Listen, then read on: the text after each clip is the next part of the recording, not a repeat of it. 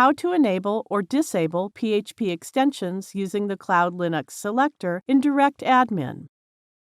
We assume you have already logged into your DirectAdmin account. Scroll down. Now click Select PHP Version icon.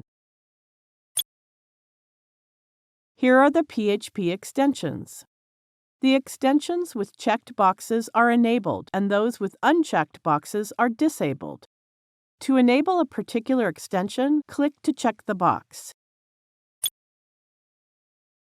To disable an extension, click to uncheck the box. It shows a success message. If you see a warning message related to the PHP native version instead of modules, change the PHP version to the non-native version from here.